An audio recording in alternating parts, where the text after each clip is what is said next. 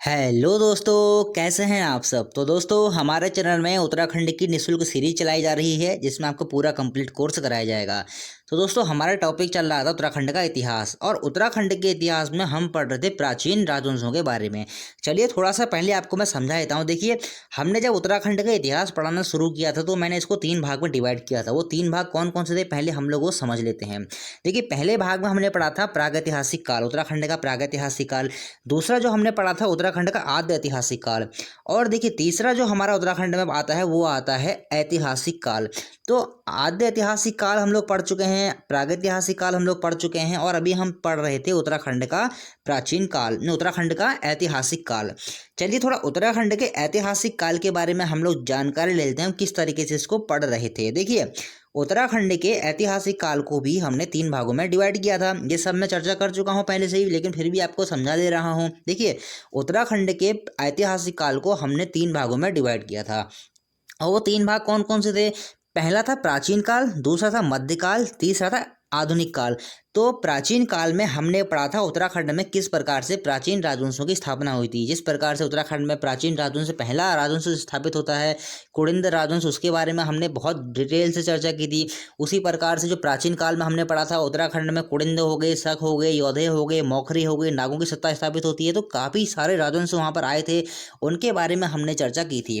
फिर उसके बाद हमने पढ़ा था उत्तराखंड में कार्तिकेय राजवंश या फिर कहें कत्यूरी राजवंश के बारे में। तो कत्यूरी राजवंश के बारे में हम लोग पढ़ रहे थे, और आज हमारा उत्तराखंड का प्राचीन इतिहास खत्म हो जाएगा। मतलब कार्तिकेय राजवंश से आज हमारा उत्तराखंड का प्राचीन इतिहास खत्म हो जाएगा। अगली वीडियो में हम लोग चर्चा करेंगे मध्यकाल में, जिसमें हम लोग चंद और पवार राजवंशों के बारे में पढ़ेंगे।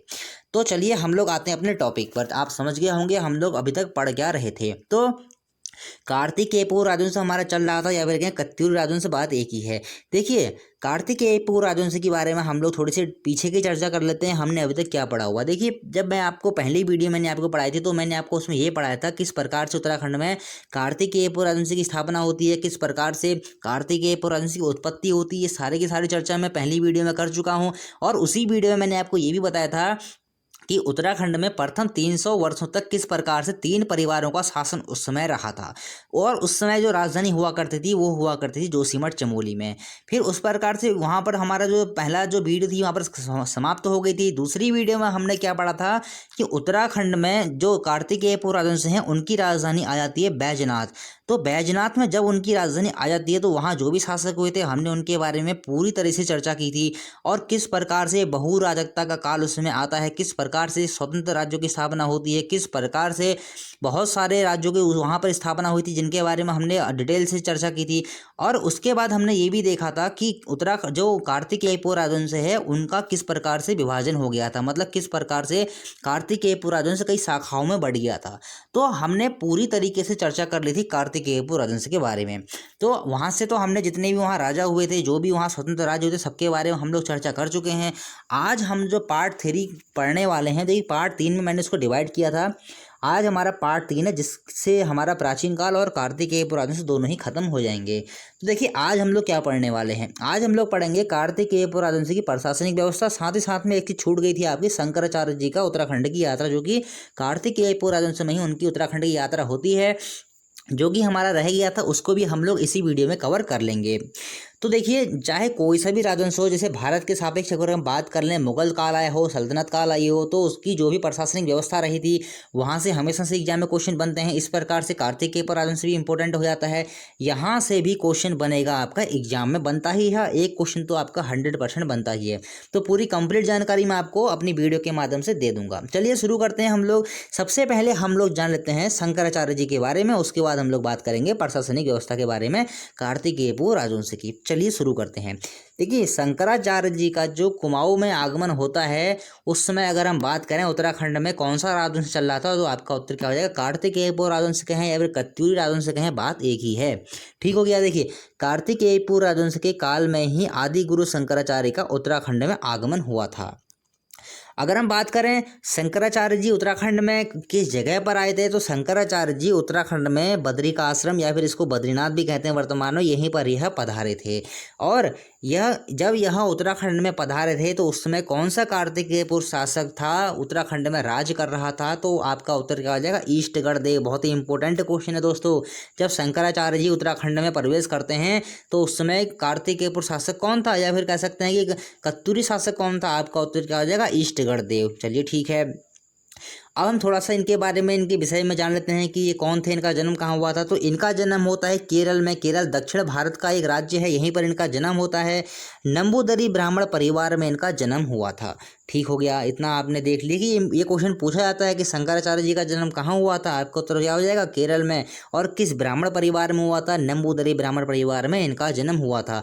अगर हम बात करें इनके गुरु की, तो इनके गुरु थे गोविंदपाद। कौन थे इनके गुरु? थे गोविंदपाद। और इन्हीं के आदेश पर ये बद्रीनाथ में पधारे थे। बहुत ही इंपॉर्टेंट क्वेश्चन है दोस्तों कि शंकराचार्य जी के गुरु का क्या नाम था। आपका उत्तर क्या हो जाएगा? गोविंदपाद। और इन्हीं के आदेश पर ये बद्रीनाथ में पधारे थे। और देखिए, इन्होंने अद्वैत वेदांत का प्रचार प्रसार किया था। तो यहाँ से बहुत ही इंपॉर्टेंट क्वेश्चन है। जितने भी क्वेश्चन लिखे हैं एग्जाम में पूछ लिए गए हैं, आगे भी पूछे जाएंगे। तो अगर हम बात करें इनके देहांत की, तो इनकी मृत्यु होती है 820 ईस्वी में। केदारनाथ में ही इनकी मृत्यु हो गई थी। अब देखिए, एक क्वेश्चन आप और लिखेंगे यहाँ पर। देखिए, सबसे महत्वपूर्ण क्वेश्चन क्या है, जब यह बद्रीनाथ में आए थे तो एक वहाँ नारद कुंड था। इन्होंने नारद कुंड से भगवान विष्णु की मूर्ति को निकालकर बद्रीनाथ में ही प्रतिष्ठापित किया था। बहुत ही महत्वपूर्ण क्वेश्चन है दोस्तों कि शंकराचार्य जी ने किस कुंड से भगवान विष्णु की मूर्ति को निकालकर बद्रीनाथ में प्रतिष्ठापित किया था। आपका उत्तर क्या हो जाएगा? भगवान विष्णु की मूर्ति। आपको ये नोट कर लेना है, मैंने ये लिखा नहीं है, मैं आपको बता दे रहा हूँ कि बद्रीनाथ में भगवान विष्णु की मूर्ति को नारद कुंड से इन्होंने निकाला था और इसको बद्रीनाथ में ही इन्होंने प्रतिष्ठापित किया था। और एक यहाँ से महत्वपूर्ण क्वेश्चन और बनता है कि भगवान विष्णु की मूर्ति को नारद कुंड में किसने फेंका था। तो भगवान विष्णु की मूर्ति को नारद कुंड में फेंका था बौद्धों ने। उस समय यहाँ पर बौद्धों का काफ़ी सारा प्रभाव हुआ करता था, तो इन्हीं बौद्धों ने ही नारद कुंड में भगवान विष्णु की मूर्ति को फेंका था। चलिए ठीक है, यहाँ तक आप समझ गए होंगे। बढ़ते हैं आगे। अगर हम बात कर लें शंकराचार्य जी द्वारा भारत में स्थापित मठों की, तो इन्होंने भारत में 4 मठों की स्थापना की है। काफ़ी इंपॉर्टेंट क्वेश्चन है, एग्जाम में पूछा जाता है दोस्तों कि शंकराचार्य जी ने भारत में कितने मठ स्थापित किए हैं। आपका उत्तर हो जाएगा 4। चलिए बात कर लेते हैं कि इन्होंने भारत में किस किस जगह पर कहाँ कहाँ पर मठ स्थापित किए हैं। देखिए, ये मैंने बना रखा है पूरा। अगर हम मान लें कि ये भारत का हमारा नक्शा है कुछ इस तरीके से, तो उसके सापेक्ष हम लोग बात करते हैं पूर्व दिशा की, उत्तर दिशा की, पश्चिम दिशा की और दक्षिण दिशा की। तो इन्होंने चारों दिशाओं में ही एक एक मठ इन्होंने स्थापित किया था। उनके बारे में हम लोग जान लेते हैं, जिनके बारे में एग्जाम क्वेश्चन में बनता रहता है। सबसे पहले हम लोग बात कर लेते हैं पूरब की।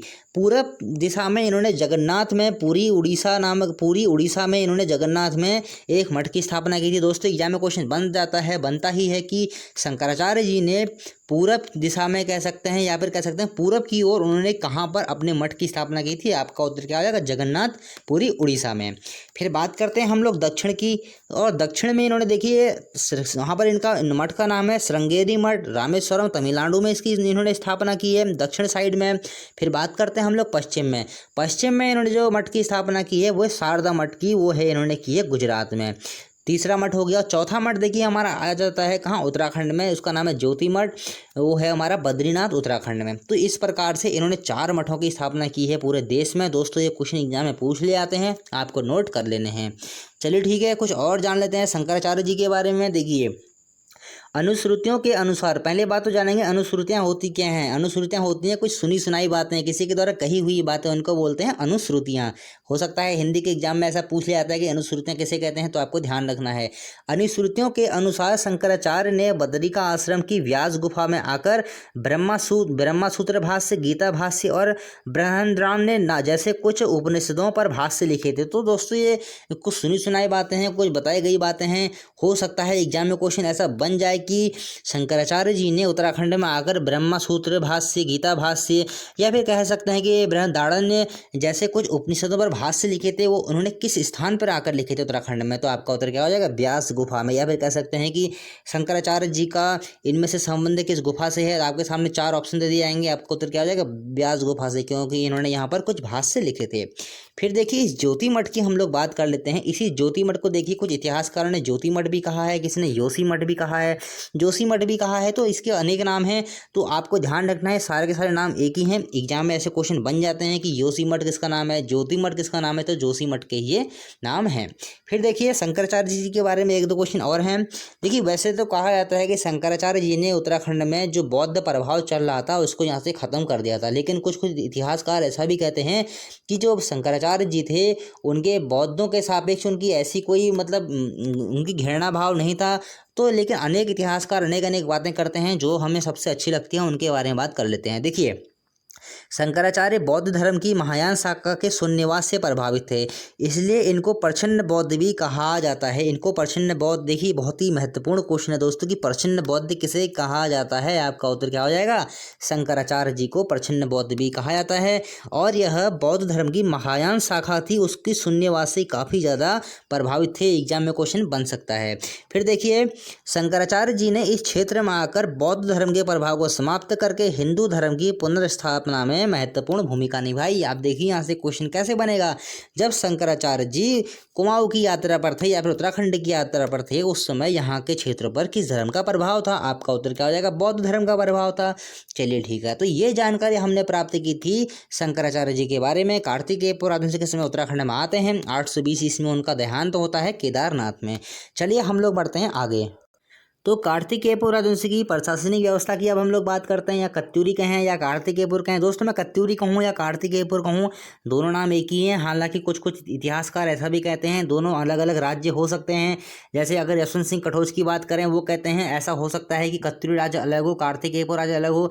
लेकिन ये सिर्फ बातें कही गई हैं। फिलहाल जो अधिकतर इतिहासकार हैं एक ही इनको मानते हैं। ये कहा जाता है पहले कार्तिकेयपुर था, लेकिन जैसे ही इनकी राजधानी वहाँ पर कहाँ, इनकी राजधानी बैद्यनाथ में कत्यूर घाटी में परिवर्तित हुई, तो कत्यूर घाटी के नाम पर ही इनका नाम कत्यूरी वंश पड़ गया। तो इस प्रकार से इनमें बहुत सारी मिथ्याएं जोड़ी गई हैं।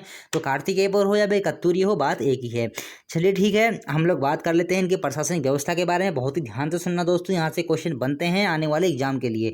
देखिए कार्तिकेयपुर शासन राजतंत्र में विश्वास रखते थे। अब राजतंत्र क्या होता है, राजतंत्र वो होता है जहाँ पर राजा का शासन हो। गणतंत्र क्या होता है, गणतंत्र जैसे हमारे देश में गणतंत्र है, मतलब यहाँ जनता के द्वारा सरकार चुनी जाती है। लेकिन राजतंत्र में क्या होता है, वंशानुगत शासन चलता है, मतलब राजा के बाद राजा का बेटा ही राजा बनेगा।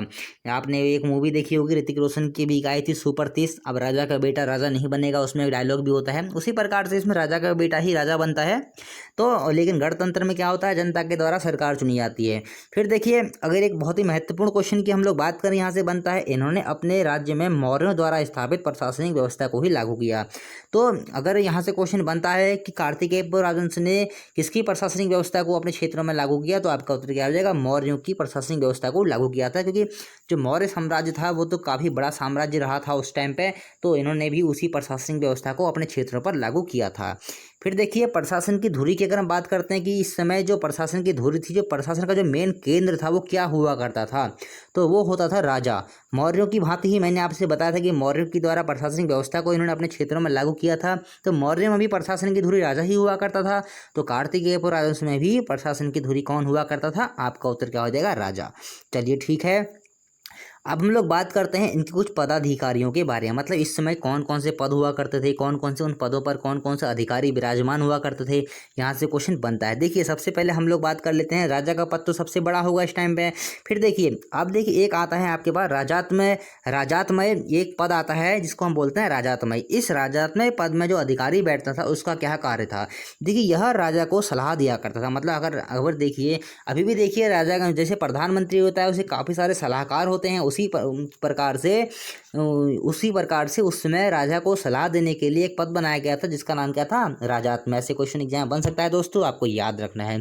फिर देखिए अगर हम बात करें संभवतः यह इस काल का सर्वोच्च पद था, तो हो सकता है 4 आपके सामने ऑप्शन रख दिए जाएं, आपसे पूछा जाए बताइए इनमें से कार्तिकेयपुर राजवंश में सबसे बड़ा पद कौन सा था। आपका उत्तर क्या हो जाएगा, राजात्मय का पद सबसे बड़ा था, यह राजा को सलाह दिया करता था। ठीक हो गया। फिर देखिए इसके बाद आता है महासामंत का पद। महासामंत जो नामक जो अधिकारी था उसका काम था वह सेना का प्रधान हुआ करता था, मतलब या फिर ऐसा कह सकते हैं कार्तिकेय पूर्व राजवंश में सेना का प्रधान क्या कहलाता था। आपका उत्तर क्या हो जाएगा? महासामंत। चलिए ठीक है। फिर देखिए अगला पद आएगा हमारे पास महाकर तर्तिका। इसका कार्य क्या था? जो ये अधिकारी था या पदाधिकारी था, इसका कार्य क्या था? निरीक्षण संबंधी कार्यों की देखभाल का मुख्य अधिकारी, मतलब जो भी निरीक्षण संबंधी कार्य होते थे उनकी देखभाल का यह मुख्य अधिकारी था। कौन? महाकर तर्तिका। चलिए ठीक है, बढ़ते हैं आगे। फिर देखिए एक अधिकारी यहाँ पर हमको और प्राप्त होता है, उसका नाम क्या है? सौदा भंगाधिकृत। इसका कार्य क्या था? यह राज्य का मुख्य आर्किटेक्चर था और जो राजकीय निर्माणों की रूपरेखा तैयार करता था, मतलब जो आर्किटेक्टर आज के वर्तमान के होते हैं उसी प्रकार के हम कहें कि कोई भी भवन बन रहा हो, कोई भी सरकारी वहाँ राजकाज का निर्माण हो रहा हो, तो उसकी जो रूपरेखा तैयार करता था उसको बोला जाता था सौदा भंगाधिकृत। दोस्तों बहुत ही महत्वपूर्ण ही ये पद एग्जाम में पूछे जाएंगे, आने वाले एग्जाम में। परीक्षा का पैटर्न काफ़ी चेंज हो चुका है उत्तराखंड का, तो आपको इसी तरीके से आपको तैयार रखना है खुद को हर तरीके से, कोई सा भी क्वेश्चन आपका छूटना नहीं चाहिए। चलिए ठीक हो गया।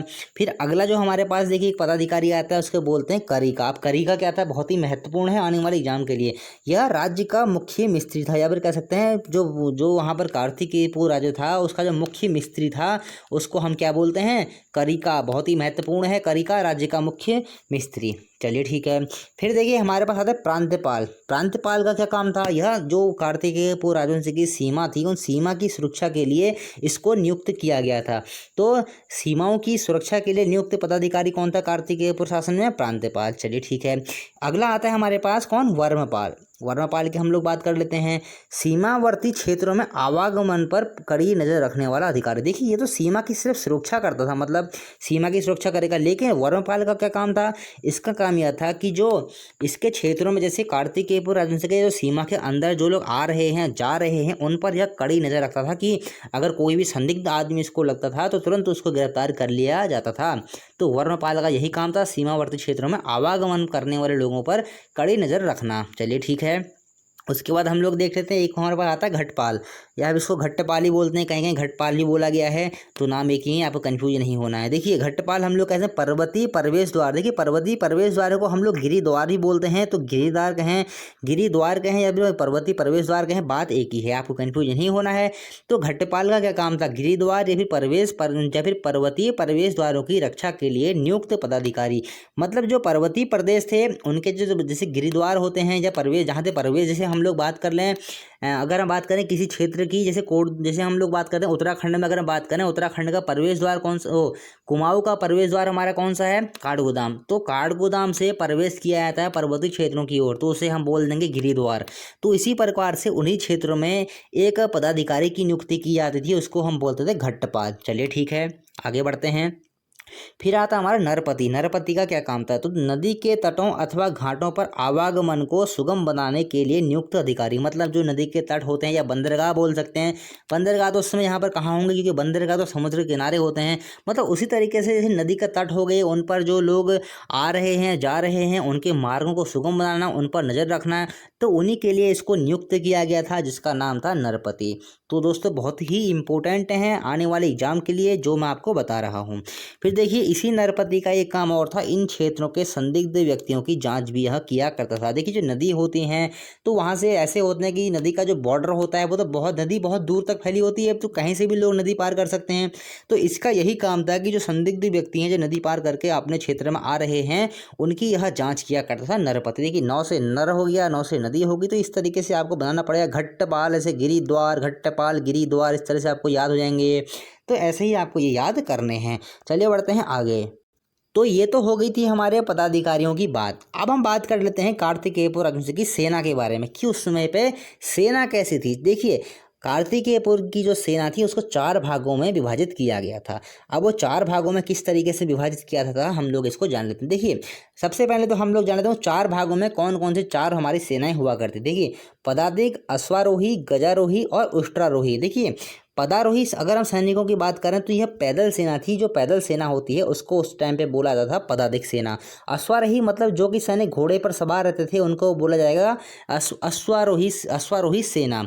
अगले हम बात करें गजारोही, मतलब गज का मतलब क्या होता है हाथी, तो गजारोही मतलब जो सैनिक हाथी के ऊपर सवार रहेंगे उनको बोला जाएगा गजारोही सेना। उष्ट्रारोही मतलब ऊंटों के ऊपर जो सवार रहेंगे उनको क्या बोला जाएगा उष्ट्रारोही सेना। तो इस प्रकार से 4 सेना इस समय पर थी जिनको हमको वर्णन मिलता है कार्तिकेय राजवंश में। तो देखिए इनके नायकों के बारे में अगर हम लोग बात करते हैं, पदातिक जो सेना थी इसका नायक कहलाता था गौलमिक। बहुत ही इंपॉर्टेंट है दोस्तों कि कार्तिकेय राजवंश में जो पदातिक सेना थी उसका नायक को हम क्या कहते थे उस टाइम पे, तो आपका उत्तर क्या हो जाएगा गौलमिक। उसी प्रकार से अश्वारोही सेना की अगर हम बात करें इसका नायक कौन था, तो अश्व बलाधिकृत इस समय अश्वारोही सेना का नायक हुआ करता था। देखिए अश्व आ रहा है, यहाँ पर भी अश्व बलाधिकृत आ रहा है, तो आपको याद करने में कोई कठिनाई होगी नहीं। उसके बाद हम लोग बात कर लेते हैं गजारोही सेना के बारे में।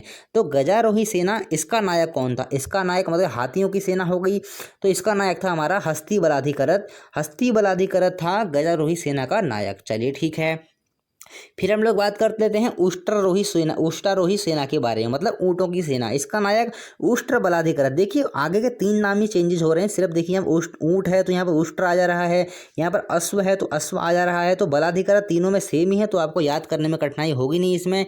तो इस प्रकार से हमने ये जाना कि कार्तिकेय राजवंश की जो सेनाएं थी वो किस प्रकार से 4 भागों में विभाजित थी। चलिए थोड़ा सा और जान लेते हैं। ये देखिए क्रमशः 3 सेना के नायक, मतलब जो क्रमशः 3 सेनाएं हमको प्राप्त हो रही हैं, इन तीनों सेनाओं के नायकों को हस्त्यास्वोष्ट्र बलाधिकृत इस समय कहा जाता था। तो बहुत ही महत्वपूर्ण है कि आपके सामने ऐसे क्वेश्चन रख दिया जा सकता है कि पदातिक सेना, अश्वारोही सेना, गजारोही सेना जो कि कार्तिकेय राजवंश में थी, इन सेनाओं के तीनों सेनाओं के नायकों को क्या कहा जाता था। आपका उत्तर क्या हो जाएगा हस्त्यास्वोष्ट्र बलाधिकृत। चलिए ठीक हो गया। अगर हम बात करें इन चारों सेना के नायकों के बारे में, देखिए क्वेश्चन कैसे भी बन सकता है एग्जाम में, आपको हर तरीके से तैयार रहना है, मैं हमेशा ही कहता हूँ। तो इन चारों सेना के अंगों का प्रधान कहलाता था महासामामंत। हमको चारों सेना प्राप्त हो रही है, इन चारों सेना के अंगों का प्रधान कहलाएगा महासामामंत। तो दोस्तों ये थी सेना के बारे में, और इसमें सैन्य संचालन राजा के द्वारा ही किया जाता था। आपके सामने दोस्तों ऐसा क्वेश्चन बन सकता है, कार्तिकेय राजवंश में सैन्य संचालन कौन करता था। आपका उत्तर क्या हो जाएगा राजा ही इस समय सैन्य संचालन करता था। चलिए बढ़ते हैं आगे। इसके बाद देखिए हम सेना की हमने बात कर ली, हम बात करते हैं आंतरिक सुरक्षा व्यवस्था, या फिर कैसे आंतरिक सुरक्षा व्यवस्था, या फिर कह सकते हैं कि पुलिस व्यवस्था। इस समय पर किस प्रकार की पुलिस व्यवस्था कार्तिकेय राजवंश में हमको देखने को मिलती है। तो देखिए ये सब क्वेश्चन बनते हैं दोस्तों एग्जाम में, जितना ही मैंने यहाँ पर लिखा हुआ है ना सारे के सारे क्वेश्चन वर्तमान में बनने वाले ही हैं। आने वाले एग्जाम में आपको यही क्वेश्चन दिखेंगे एग्जाम में। तो कार्तिकेय राजवंश के कई अभिलेखों में हमको पुलिस विभाग के बारे में जानकारी प्राप्त होती है। तो वो हमको क्या जानकारी प्राप्त हो रही है उनके बारे में हम लोग जान लेते हैं। देखिए दंडिक व खंडिक जो हमको पद मिलते हैं, जो हमको दंडिक व खद नाम, वहाँ पर दंडिक व खंडिक जो हमको नाम मिलते हैं, इनका क्या कार्य रहा होगा। हम लोग बात करते हैं पुलिस व्यवस्था की बात हम लोग कर रहे हैं, तो इसी में हमको मिलते हैं दंडिक व खंडिक 2 नाम मिलते हैं। इनका क्या काम था, ये दंड व तलवारधारी सिपाही थे, मतलब उस समय पर ये दंड और तलवारधारी जो सिपाही थे इनका काम क्या था, राज्य व जनता की संपत्ति की सुरक्षा करना है, इनका काम हुआ करता था। दोस्तों एग्जाम में ऐसा क्वेश्चन बन सकता है कि कार्तिकेय राजवंश में जनता व राज्य की संपत्ति की सुरक्षा करने वाले अधिकारी कह सकते हैं, या सैनिक कह सकते हैं, या सिपाही कह सकते हैं, को क्या कहा जाता था। आपका उत्तर क्या हो जाएगा दांडिक व खांडिक इनको बोला जाता था। ठीक हो गया। उसके बाद देख लेते हैं हमको अगला जो मिलता है नाम, वो मिलता है दोषापराधिक। अच्छा ये दोषापराधिक का क्या कार्य हुआ करता था, अपराधियों को पकड़ने वाला यह विभाग था। मतलब जो भी अपराधी इस समय पर हमको वहाँ पर प्राप्त हो, जो भी अधिकारी जो अपराध करते थे उनको जो पकड़ने वाला अधिकारी था उसको बोला गया है दोषापराधिक। मतलब कि यह अपराधियों को पकड़ने वाले विभाग का सर्वोच्च अधिकारी हुआ करता था दोषापराधिक। देखिए दोष इसके आगे आ जा रहा है, मतलब यह दोषों को पकड़ने वाला ही अधिकारी होगा। आप इस तरीके से इन चीज़ों को बनाया कीजिए, किस तरीके से हम इनको याद रटना दीजिए, रटोगे तो भूल जाओगे। बस हर चीज़ से कनेक्ट कीजिए कि किस तरह से कनेक्ट हो रहा है। देखिए दोष यहाँ पर आ रहा है, यहाँ पर दंड आ रहा है, तो दंड देगा जो राज्य व जनता की संपत्ति की सुरक्षा को मतलब हानि पहुँचाएगा। इस प्रकार से आप इनको याद किया कीजिए। फिर देखिए दुसाध्य साधनिक इनका क्या काम हुआ करता था? गुप्तचर विभाग का यह सर्वोच्च अधिकारी था। इसका कार्य क्या था? आंतरिक षड्यंत्रों पर अंकुश रखना। मतलब जो भी आंतरिक विवाद हुआ करते थे, आंतरिक जो षड्यंत्र रचा रचा करते थे लोग, अगर हम का बात का राजकाज में राजा के विरुद्ध जो भी षड्यंत्र रचा करते थे तो उन पर यह अंकुश रखा करता था। और साथ ही साथ में यह गुप्तचर विभाग का भी सर्वोच्च अधिकारी था। कौन? दुसाध्य साधनिक। चलिए ठीक है। फिर देखिए हमको कुछ नाम और प्राप्त होते हैं। दंडपाशिक, दंड नायक और महादंड नायक। इनका क्या कार्य था? यह पुलिस विभाग के बड़े अधिकारी थे। आपका सामने दोस्तों ऐसा क्वेश्चन बन सकता है। दंडपाशिक, दंड नायक और महादंड नायक कार्तिकेय राजवंश में क्या थे? आपका उत्तर क्या हो जाएगा? पुलिस विभाग के बड़े अधिकारी। चलिए बढ़ते हैं आगे। फिर देखिए एक हमको अधिकारी के बारे में और पता लगता है, फिर कह सकते हैं कि एक पदाधिकारी के बारे में हमको और पता लगता है। उसका नाम है चोरो दणिक। चोरो द्वणिक। चोरो द्वणिड़ी। कैसे आपको इसको याद रखना है? चोरो ही आप याद रख लेंगे वही बहुत है। यह इसका क्या काम था? चोर व डाकुओं से समाज व राज्य की सुरक्षा करने की जिम्मेदारी वाला विभाग। मतलब चोर व डाकुओं से जो समाज व राज्य की सुरक्षा की जिम्मेदारी करेगा वह चोरो दृणिक ही अधिकारी करेगा। चलिए ठीक है, यहाँ तक आपने जान लिया है पुलिस विभाग के बारे में। अब हम लोग बात कर लेते हैं इस समय पर राजस्व व्यवस्था जो रही होगी वो किस प्रकार की रही होगी। देखिए राजस्व व्यवस्था के हम लोग बात करते हैं, बहुत ही महत्वपूर्ण टॉपिक है, यहाँ से भी क्वेश्चन बनते हैं। देखिए अगर हम बात करें इस समय राजस्व का जो मुख्य स्रोत था क्या था? राजस्व का इस समय मुख्य स्रोत था भू राजस्व ही इस समय राजस्व का मुख्य स्रोत हुआ करता था। देखिए अगर हम बात करें भारत के सापेक्ष बात कर लें, उत्तराखंड के सापेक्ष बात कर लें, प्राचीन काल के जो भी राजवंश हुए हैं उनकी जो भू राजस्व व्यवस्था का जो मुख्य स्रोत रहा है वो मतलब राजस्व व्यवस्था का जो मुख्य स्रोत रहा है वो भू राजस्व ही रहा था उस टाइम पे। अगर आपको याद कर रख लेना है, कोई भी राजवंश आपसे पूछ लिया जाए भारत के सापेक्ष हो तो भू राजस्व ही उस समय राजस्व का मुख्य स्रोत हुआ करता था। अब बात कर लेते हैं हम लोग भू राजस्व व्यवस्था या फिर कह सकते हैं कि राजस्व व्यवस्था से संबंधित हमको कौन कौन से अधिकारी प्राप्त होते हैं, उन अधिकारियों का क्या क्या कार्य था।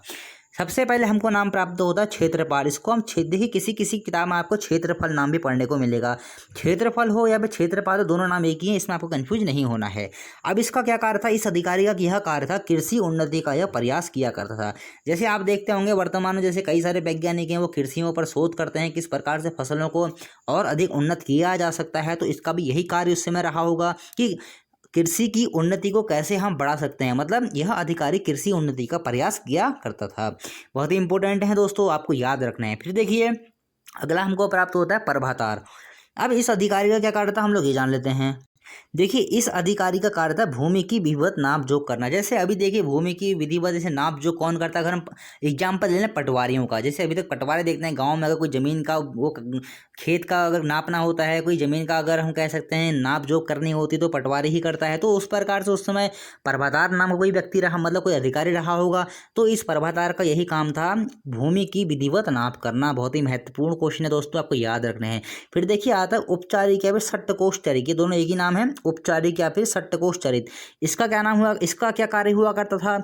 यह अधिकारी भू अभिलेखों को अपने पास रखता है। मतलब जैसे कि अभी भी देखते होंगे आप, अगर आप गांव में रहते हैं आप देखते होंगे आपको खतौनी निकालनी होती है, कुछ भी निकालना होता है, उसके बारे में जानकारी प्राप्त करनी होती है तो आप पटवारी के पास जाते हैं, वहां से आपको अपने भूमि संबंधित सारे के सारे अभिलेख मिल जाते हैं। उसी प्रकार उपचारिक या सट्टकोषचरित उस समय कोई अधिकारी रहा होगा जिसके पास हमको भू अभिलेखों की जानकारी सबकी सब मिल जाती होगी। तो यही उपचारिक या सट्टकोषचरित इस यह अधिकारी भू अभिलेखों को अपने पास रखा करता था। फिर देखिए भूमि की अगर हम कह सकते हैं कि इस समय भूमि की माप किस तरीके से की जाती थी, तो भूमि की माप इस समय पे भूमि में बोए जाने वाले बीज के आधार पर ही की जाती थी। क्वेश्चन बन सकता है दोस्तों कि कार्तिकेय पुरावंश में भूमि की माप किस आधार पर की जाती थी, तो आपका उत्तर क्या हो जाएगा? भूमि में बोए जाने वाले बीजों के आधार पर। चलिए बढ़ते हैं आगे। तो कत्यूरी काल में क्या होता था? भूमि में बोए जाने वाले बीज के आधार पर ही भूमि का मापन उस समय किया जाता था। अब देखिए हम लोग जानेंगे कत्यूरी काल में द्रोण व माप के अतिरिक्त नाली व माप बीज वाली भूमि का वर्णन भी हमको प्राप्त होता है। द्रोण व माप क्या था? भूमि मापन के लिए प्रयोग किया जाता था। नाली व माप भी भूमि मापन के लिए प्रयोग किया जाता था। उत्तराखंड में आज भी अगर हम पर्वतीय क्षेत्रों की ओर अगर आप जाते हैं तो आपको वहाँ द्रोण अथवा द्रोण को ही दूण बोला जाता है और नाली अथवा पाथा का हमको वहाँ प्रयोग मिलता है भूमि मापन के लिए। आज भी अगर आप उत्तराखंड के पर्वतीय क्षेत्रों की ओर जाएंगे तो वहाँ आपको ये सब चीज़ें देखने को मिल जाती हैं। तो एग्जाम में क्वेश्चन बन सकता है द्रोण अथवा दूण या फिर नाली अथवा पाथा क्या है? भूमि मापन की इकाइयाँ हैं। चलिए ठीक है। फिर देखिए कार्तिकेयपुर जो काल में वनों का जो स्वामित्व था वो किसे प्राप्त था? तो कार्तिकेयपुर काल में वनों का स्वामित्व किसे प्राप्त था? यह प्राप्त था राजा को। अभी हम लोग बात करेंगे जो भूमि मापन की जो इकाइयाँ थी उसमें पे अभी हम लोग बहुत डिटेल से उनके बारे में चर्चा करेंगे। तो ठीक है, देखिए कार्तिकेयपुर काल में वनों का जो स्वामित्व था वो किसे प्राप्त था? आपका उत्तर क्या हो जाएगा? राज्य को। बहुत ही दोस्तों छोटे छोटे क्वेश्चन होते हैं, यहाँ पर बच्चे बहुत कंफ्यूज हो जाते हैं, इसलिए आज से आपको कंफ्यूज नहीं होना है। तो कार्तिकेयपुर काल में वनों का स्वामित्व राज्य को प्राप्त था। फिर देखते हैं हम लोग खंडपति। अब जो वन हमको जो प्राप्त हो रहे हैं, यहाँ पे जो वन है खंडपति व खंड रक्षा स्थानाधिपति, ये जो अधिकारी थे इनका यह कार्य था। इन अधिकारियों का कार्य खनिज तथा वनों की रक्षा करना तथा संबंधित उद्योगों की व्यवस्था करना था। मतलब कि जो भी ये वन वहाँ पर कार्तिकेयपुर राजवंश के अंदर जो भी वन आते होंगे उन वनों की रक्षा कौन करेगा? खंडपति और खंड रक्षा स्थानाधिपति उनकी रक्षा करते थे। और इन्हीं जो लकड़ी का कारोबार है, कुछ भी कारोबार है, उनसे संबंधित उद्योगों की यह व्यवस्था करते थे। तो दोस्तों ये जितने भी मैंने आपको पद बता रहा हूँ, जितने पदाधिकारी बता रहा हूँ, आने वाले एग्जाम में यहाँ से क्वेश्चन 100% ही बनेगा। फिर देखिए हम लोग बात कर लेते हैं कर व्यवस्था के बारे में कि इस टाइम पे कर व्यवस्था किस प्रकार की थी। देखिए कर व्यवस्था तो भोगपति कह सकते हैं या फिर सौलखिक अधिकारी, भोगपति व सौलखिक अधिकारी, देख लेते हैं इन अधिकारियों का उस समय पे क्या कार्य रहा होगा।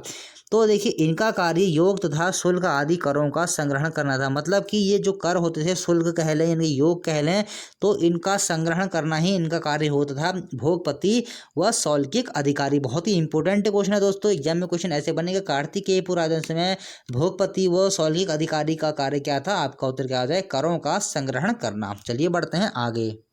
देखिए और कुछ अधिकारियों के नाम हमको प्राप्त हो रहे हैं, उनके बारे में जान लेते हैं। देखिए भट्ट तथा चार प्रचार नामक पदाधिकारी भी हमको वहाँ प्राप्त होते हैं। इनका क्या कार्य था? ये जनता से बिष्टी या बेगार लेते थे। मतलब बिष्टी का मतलब क्या है? बेगार मतलब टैक्स। तो भट्ट व चार प्रचार जो नामक पदाधिकारी वहाँ पर थे, उनका कार्य क्या था? जनता से बिष्टी या बेगार लाना, मतलब कि टैक्स लेना। तो ये बहुत ही इंपॉर्टेंट क्वेश्चन है दोस्तों आने वाले एग्जाम के लिए कि कार्तिकेयपुर राज्यकाल में जनता से बिष्टी या बेगार लेने का कार्य किसका था? आपका उत्तर क्या हो जाएगा? भट्ट और चार प्रचार नामक पदाधिकारियों का। फिर देखिए जो भूमि किसी देव मंदिर या अग्रहार के रूप में दी जाती थी तो उस भूमि पर बसे हुए लोगों से बेगार नहीं ली जाती थी। एग्जाम में कैसे क्वेश्चन बनेगा कि कार्तिकेयपुर राजवंश में किन से बेगार नहीं लिया जाता था? तो आपका उत्तर क्या हो जाएगा? जो मंदिर को जो भूमि अग्रहार के रूप में दी जाती थी उस पर बसे हुए लोगों से उसमें बेगार बिष्टी या फिर कह सकते हैं किसी भी प्रकार का कोई भी टैक्स कर नहीं लिया जाता था। चलिए ठीक है दोस्तों, एक बात और बता दूं मैं आपको, हमारे चैनल में उत्तराखंड का भूगोल भी चल रहा है। राजेंद्र बरोद जी की जो पुस्तक है उत्तराखंड समग्र ज्ञान कोश की, उसकी भी सीरीज चल रही है। आधुनिक भारत का इतिहास भी हमारे चैनल में चलाया जा रहा है। और आप हमारे फेसबुक पेज से जुड़ जाइए, जहाँ से आपको नई नई अपडेट मिलती रहती है। इन सारी की सारी चीज़ों के लिंक आपको मेरे डिस्क्रिप्शन में मिल जाएंगे। चलिए ठीक है, अब हम लोग बात कर लेते हैं उस समय पे भूमि मापन की इकाइयाँ क्या रही होंगी। कार्तिकेयपुर राजवंश में भूमि मापन की इकाइयाँ, देखिए भूमि मापन की इकाइयों का उल्लेख ताम्रपत्र में हमको मिलता है। मतलब जो मैंने देखिए पहली वीडियो जब मैंने आपको पढ़ाई थी तो मैंने आपको बताया था 8-9 मैंने वहाँ पर आपको बताया था ताम्र जो हमको पत्र लेख प्राप्त हुए थे, उन सारों की जानकारी मैंने आपको दी थी। तो उन्हीं ताम्रपत्रों से हमको भूमि मापन की इकाइयों के बारे में पता चलता है। चलिए देखें, सबसे पहले हमको प्राप्त होता है द्रोणवाप। तो द्रोण वाप के बारे में हम लोग जान लेते हैं। देखिए प्राचीन भारतीय अभिलेखों में वाप का प्रयोग बीज की मात्रा प्रकट करने के लिए हुआ है। मतलब अगर हम भारत की सापेक्ष अगर हम बात करते हैं तो हमको जो अभिलेख प्राप्त होते हैं उसमें जो वाप शब्द का हमको जो प्रयोग मिलता है वो बीज की मात्रा को प्रकट करने के लिए हमको मिलता है। तो ऐसा भी क्वेश्चन बन सकता है कि जो द्रोण वाप है उसमें वाप शब्द का प्रयोग हमें किस सापेक्ष में मिलता है? तो आपका उत्तर क्या हो जाएगा? बीज की मात्रा प्रकट करने के लिए। इसका आज भी दूण के रूप में इसका प्रयोग होता है पर्वतीय क्षेत्रों में। जैसे कि मैंने आपको बता चुका हूं कि पर्वतीय क्षेत्रों में भूमि मापन के लिए दूण हो, द्रोण हो, पाथा हो, नाली हो, इन्हीं का प्रयोग किया जाता है। तो दो द्रोणवाप का प्रयोग वर्तमान में दूण के रूप में किया जा रहा है। ऐसा भी क्वेश्चन एग्जाम में बन सकता है। चलिए बढ़ते हैं आगे। अगर हम लोग बात करते हैं एक द्रोण में कितने शेर होते हैं दोस्तों, वैसे क्वेश्चन आने की संभावना इतनी रहती नहीं, फिर भी आपकी जानकारी के लिए बता दे रहा हूँ। बाई चांस अगर एग्जाम में क्वेश्चन आ जाए, एक द्रोण बराबर होता है 32 शेर, आपको याद रखना है। फिर देखिए थोड़ी सी जानकारी मैं आपको दे देता हूँ। ये क्वेश्चन इतने आने की संभावना रहती नहीं है, लेकिन फिर भी आप याद कर लीजिए। जहाँ आप इतना याद कर ले रहे हैं तो 2 लाइन और सही। देखिए एक द्रोण भूमि से तात्पर्य उतने क्षेत्र से होता है जितने में 32 शेर बीज छिटकर बोया जा सके। मतलब कि एक द्रोण भूमि मतलब हम कह सकते हैं कि एक द्रोण भूमि में 32 सेर बीज छिटक कर बोया जा सकता था, तो उसी को क्या बोला जाता था, एक द्रोण भूमि। मतलब कि मान लिया हमारे पास इतनी भूमि का टुकड़ा है, देखिए ये हमारे पास भूमि का टुकड़ा है, तो 32 सेर बीज, मतलब कि कोई सेर एक माप की इकाई होगी, तो उसी 32 सेर बीज को छिटक कर इसी क्षेत्र में जहाँ पर बोया जाता था उसी को बोला जाएगा 32 सेर बीज एक द्रोण भूमि में बोए जाते थे। चलिए ठीक है। उसके बाद आता है हमारे पास कुल्लीवाप। कुल्लीवाप भी क्या थी, एक भूमि मापन की इकाई थी। दोस्तों ऐसे भी क्वेश्चन बन जाते हैं, कुल्लीवाप क्या था, आपके उत्तर क्या हो जाएगा, कुल्लीवाप था भूमि मापन की इकाई। द्रोणवाप क्या था, भूमि मापन की इकाई। तो ठीक है, देखिए गुप्त काल में भी इस, अगर हम बात करें गुप्त काल में कुल्ले का प्रयोग हमको मिलता है, कुल्ले शब्द का प्रयोग मिलता है। तो कुल्लीवाप उत्तराखंड के सापेक्ष अगर हम बात करें तो भूमि मापन की इकाई थी। एक कुलय में 8 द्रोण का हमको वहाँ पर मापन मिलता है, कि मतलब एक कुलय में एक कुलय बराबर कितने द्रोण, आपको उत्तर क्या हो जाएगा, 8 द्रोण। चलिए ठीक है। उसके बाद देखिए आप, हमारे पास आता है खरीवाप। इसको खरीवाप बोलते हैं, खारीवाप बोलते हैं। यह माप की सबसे बड़ी इकाई है, मतलब कि उस समय जो माप की इकाइयाँ चलती होंगी उन सारी माप की इकाइयों में सबसे बड़ी इकाई खरीवाप को ही माना गया है। महर्षि पाणिनि के अनुसार भी यह सबसे बड़ी इकाई थी, तो महर्षि पाणिनि ने भी इसको सबसे बड़ी इकाई माना है खरीवाप को। एक खारी में देखिए 20 द्रोण होते हैं। तो चलिए ठीक है, बढ़ते हैं आगे। तो दोस्तों आपने यहाँ से जाना 3 भूमि मापन के बारे में, द्रोणवाप, कुल्लीवाप और खरीवाप, जिसमें से सबसे बड़ी जो भूमि मापन की हमें इकाई प्राप्त होती है उसका नाम क्या है, खरीवाप। चलिए ठीक है। अब हम लोग बात कर लेते हैं जनपद शासन या प्रांतीय शासन की, मतलब उसमें जो जनपद का शासन था या प्रांत का शासन था वो किस प्रकार का होता होगा। चलिए ठीक है। अगर हम बात करें इसमें सर्वोपरि जो शासक इसमें रहा होगा वो रहा था राजा का पद, मतलब राजा राज्य का सर्वोपरि शासक इस समय था। और राज्य अगर हम बात करें जो उसमें राज्य थे, राज्य किस चीज़ें विभक्त थे, राज्य विभक्त थे प्रांतों में। देखिए सबसे बड़ा कौन हो जाएगा, राजा। अब देखिए जो वहाँ का जो राज्य है, राज्य विभक्त था प्रांतों में। तो अगर हम बात करें इन प्रांतों की, इन प्रांतों का शासन कौन संभालता था, फिर इन प्रांतों का जो सबसे प्रमुख कौन था, तो इन प्रांतों का प्रमुख था उपरिक। उपरिक को जैसे वर्तमान में जैसे राज्यपाल बोलते हैं, वैसे ही उस समय पे उपरिक नाम का कोई अधिकारी होगा जिसके अंडर में आते थे प्रांत। तो प्रांत का शासन कार्तिकेय शासन में कौन संभालता था, आपका उत्तर क्या आ गया, उपरिक। और राज्य विभक्त थे प्रांतों में। थोड़ी दोस्तों खांसी भी हो रही है, तबीयत भी ठीक नहीं है, लेकिन फिर भी आपके लिए वीडियो जारी है। तो मैं नहीं चाह रहा कि आपके लिए ज़्यादा मतलब गैप हो जाए वीडियो में, इसलिए आपको कंटिन्यू वीडियो देने की कोशिश में करता रहता हूँ। तो राज्य विभक्त थे प्रांतों में और प्रांतों का शासन संभालेगा उपरिक। चलिए ठीक है, बढ़ते हैं आगे, हम लोग आगे देख लेते हैं। तो जो हमारा उपरिक नामक जो अधिकारी था, अब देखिए उपरिक के नीचे आयुतक नाम के हमको अधिकारी प्राप्त होते हैं। उनका कार्य क्या था, प्रांतों के भिन्न भिन्न हिस्सों का शासन यह लोग चलाते थे। मतलब अब एक पूरा का पूरा जो प्रांत है उसको तो उपरिक नहीं संभाल पाएगा, इसलिए उपरिक के नीचे कुछ हमको अधिकारी मिलते हैं। वही अधिकारी जिनको आयुतक बोला गया है, वही अधिकारी प्रांतों के भिन्न भिन्न हिस्सों का शासन चलाते थे। दोस्तों महत्वपूर्ण है आने वाले एग्जाम के लिए बहुत, कि उपरिक के नीचे वो कौन से अधिकारी थे जो प्रांतों के भिन्न भिन्न हिस्सों का शासन चलाते थे। आपका उत्तर क्या हो जाएगा, आयुतक। फिर देखिए राज्य विभक्त थे प्रांतों में, प्रांतों का वहाँ पर विभाजन था किन में, विषयों में। विषय उस समय जिलों को बोला जाता था, क्योंकि जैसे आज हम जिले बोलते हैं उसी समय जिलों को विषय बोला जाता था। तो अगर हम बात करें कि विषयों का जो सर्वोच्च पदाधिकारी था वो कौन हुआ करता था, तो यहाँ का सर्वोच्च पदाधिकारी हुआ करता था विषयपति। विषय मतलब क्या था, जिला। मैं अगर विषय कहूँ तो आप समझ जाना कि हम जिलों की बात कर रहे हैं। तो विषय का सर्वोच्च पदाधिकारी कौन था, विषयपति।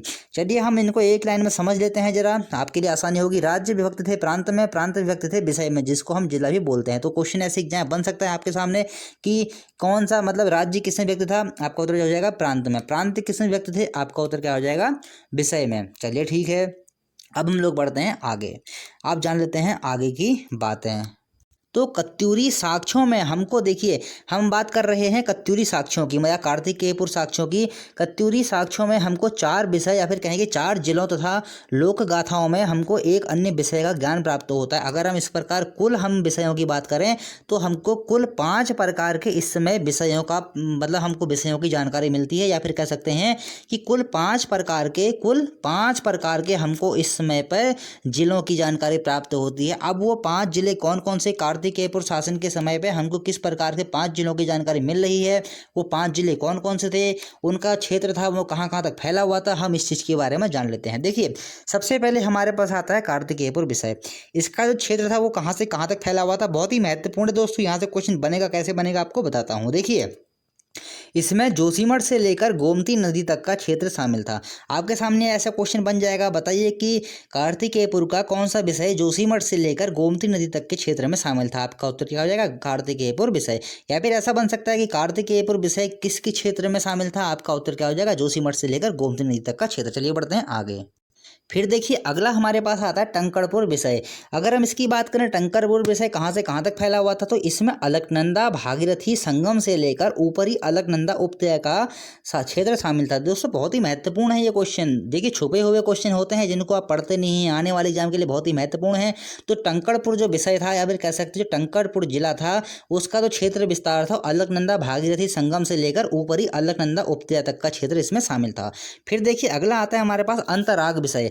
अंतराग विषय भागीरथी तथा अलकनंदा के मध्य की उपत्यका इसमें शामिल थी। मतलब जो भागीरथी और अलकनंदा की जो मध्य की जो उपत्यका होगी, यहीं पर ही अंतराग विषय शामिल था। फिर देखिए आता है ऐसाल विषय। ऐसाल विषय, ये विषय क्या है, विषय जिले हैं, यहाँ पर कंफ्यूज नहीं होइएगा। विषय का मतलब क्या है, जिले। टंकड़पुर जिला, अंतराग जिला, ऐसाल जिला, उस समय इनको विषय बोला जाता था, तो हम लोग विषय ही मान के चल रहे हैं। तो ऐसाल विषय कहाँ कहाँ, भागीरथी एवं यमुना नदी के मध्य का क्षेत्र इसमें शामिल था। मतलब भागीरथी और यमुना नदी के जो मध्य का क्षेत्र था वही ऐसाल विषय में शामिल था। फिर देखिए मैंने आपसे कहा था 4 तो हमको जानकारी प्राप्त होती है कत्यूरी अभिलेखों से, एक हमको जानकारी प्राप्त होती है जो एक अन्य था उसके बारे में। देखिए उसका नाम क्या है, मायापुर हाट। तो हरिद्वार के निकट तथा तराई भाबर का क्षेत्र इसमें शामिल था, मायापुर हाट में। तो दोस्तों क्वेश्चन ऐसे ही बनेगा कि बताइए कि ऐसाल जो विषय था वो किन क्षेत्रों में शामिल था, किन क्षेत्रों के मध्य में शामिल था। भागीरथी एवं यमुना नदी के मध्य के क्षेत्र में शामिल था, या फिर भागीरथी एवं यमुना नदी के मध्य का क्षेत्र में कौन सा विषय शामिल था। आपका उत्तर क्या हो जाएगा, ऐसाल विषय। इसी प्रकार से अन्य भी यहाँ पर से क्वेश्चन बनेंगे, जैसे मैंने आपको बताए हैं ऐसे ही आपको याद कर लेने हैं। फिर देखिए कत्यूरी अभिलेखों से ज्ञात होता है कि राज परिवार की व्यक्तिगत संपत्ति में अनेक पशु जैसे गाय, भैंस, घोड़े, खच्चर भी होते थे। मतलब कि अगर हम लोग बात करें कत्यूरी शासन की, तो उस समय व्यक्तिगत संपत्ति में पशु भी आया करते थे, जैसे गाय हो गई, भैंस हो गई, घोड़े, खच्चर, जो भी जानवर होते हैं उनको भी व्यक्तिगत संपत्ति, मतलब यह राज परिवार की व्यक्तिगत संपत्ति माना जाता था। चलिए बढ़ते हैं आगे। तो जो भी ये जानवर हमको प्राप्त होते हैं, जो भी राज परिवार की जो व्यक्तिगत संपत्ति थी, गाय भैंस, जो भी जानवर हमको प्राप्त हुए हैं, इनकी देखभाल करने वाले अधिकारी को उसमें बोला जाता था किशोर बड़ा गो मही व्याधिकृत। किशोर बड़ा गो मही व्याधिकृत इस अधिकारी को बोला जाता था, जो कि उसमें उस विभाग की जो उनको पशु पक्षियों, जो पशुओं वाला विभाग दिया गया था, राज परिवार की जो व्यक्तिगत संपत्ति थी उसकी यह देखभाल किया करता था। चलिए ठीक है। एक बहुत ही महत्वपूर्ण क्वेश्चन है, कत्यूरी काल में दुधारू पशुओं से दुग्धादि प्राप्त करने वाले को कहते थे आभीर। मतलब जो दूध निकाला करता था उस अधिकारी को क्या बोलते थे, जो दूध उसकी जिम्मेदारी जिस पर रहेगी उसको हम क्या बोलेंगे, आभीर। बहुत ही महत्वपूर्ण क्वेश्चन है। फिर देखिए एक बात और हम लोग जान लेते हैं, कत्यूरी राजकाल में इस क्षेत्र की बहुसंख्यक जनता हिंदू धर्म की अनुयायी थी। मतलब अगर हम बात करें इसमें धर्म की, तो हिंदू धर्म का हमको इसमें बोलबाला देखने को मिलता है। वैष्णव और शैव संप्रदाय के अनगिनत मंदिरों के साक्ष्य इस बात की पुष्टि करते हैं। और जो हमको खासकर इसमें मिला है, हमको शैव धर्म ही इसमें प्राप्त हुआ है। कई सारे जो कास्ट ईस्टगढ़ की अगर हम बात कर लें, कई सारे हम लोग बात कर लें कार्तिकेयपुर राजाओं की, हमको यहाँ पर शैव धर्म देखने को मिला है। तो हमको क्या बात कर रहे थे, जो शैव संप्रदाय कहें या फिर वैष्णव संप्रदाय के अनगिनत मंदिरों के साक्ष्य इस बात की पुष्टि करते हैं कि इस काल में इस क्षेत्र में बौद्ध व जैनों का भी धर्म प्रचार हुआ। पुष्टि मतलब करते हैं किस बात की, देखिए वैष्णव व शैव संप्रदाय के अनगिनत मंदिर इस बात की पुष्टि करते हैं कि इस क्षेत्र में हिंदू धर्म ही इसमें रहा होगा। लेकिन संभवतः एक बात और कही जाती है कि इस काल में कहीं ना कहीं किन्हीं किन्हीं क्षेत्र पर बौद्ध व जैनों का धर्म प्रचार भी हो रहा होगा, प्रचार प्रसार हो रहा होगा। चलिए ठीक है। और देखिए एक शब्द और मिलता है हमको, बरियल। देखिए कत्यूरी शासन में बरियल शब्द का क्या अर्थ था, सभागार। मतलब उस समय को सभागार को बोला जाता था बरियल। बहुत ही इंपॉर्टेंट है दोस्तों, आने वाले एग्जाम के लिए हो सकता है आपको ये क्वेश्चन देखने को मिल जाए कि कत्यूरी शासन काल में बरियल शब्द का क्या अर्थ था, या फिर कह सकते हैं कत्यूरी शासन काल में सभागार को क्या कहा जाता था। तो आपका उत्तर क्या हो जाएगा, बरियल। देखिए थोड़े से बेसिक से क्वेश्चन है। प्रथम कार्तिकेय शासक आपको बता चुका हूँ वसंतदेव, फिर भी आपको एक बार मैं रिपीट करवा दे रहा हूँ। प्रथम कार्तिकेय शासक वसंतदेव, अंतिम कौन था? ब्रह्मदेव। और कार्तिकेयपुर राजवंश का सर्वाधिक शक्तिशाली शासक कौन था? ललित सूर्यदेव। अगर हम बात करें कार्तिकेयपुर शासन का आदि पुरुष किसे माना गया है? शालिवाहन को। तो डोटी की जो वंशावली हमको प्राप्त होती है उसी से हमको ये बात पता लगती है शालिवाहन के बारे में। तो कत्यूरियों का या फिर कहें कार्तिकेय शासकों का आदि पुरुष कौन है? शालिवाहन। तो दोस्तों ये था हमारा कत्यूरी शासन जो हमने 3 भागों में आज कंप्लीट कर लिया है। और यहीं से हमारा उत्तराखंड का जो हमारा ऐतिहासिक काल चल रहा था उसमें प्राचीन इतिहास आज हमारा खत्म होता है। अगली वीडियो से हम लोग शुरू करेंगे उत्तराखंड का मध्यकाल, जिसमें हम लोग चंद और पवार राजवंश के बारे में हम लोग पढ़ेंगे। तो सबसे पहले हम लोग शुरुआत करेंगे वहाँ पवार वंश से हम लोग शुरुआत करेंगे। तो दोस्तों आज के लिए इतना ही, मिलते हैं अगली वीडियो में। चैनल को लाइक कीजिए, सब्सक्राइब कीजिए, कमेंट कीजिए और शेयर कर दीजिए।